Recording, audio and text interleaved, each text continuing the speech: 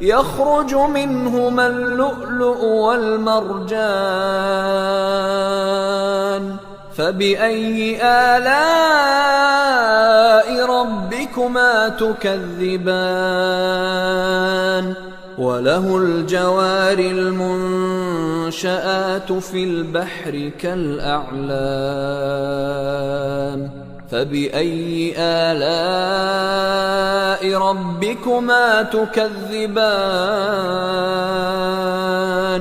كل من عليها فان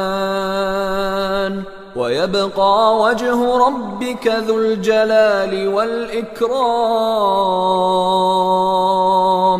فبأي آلاء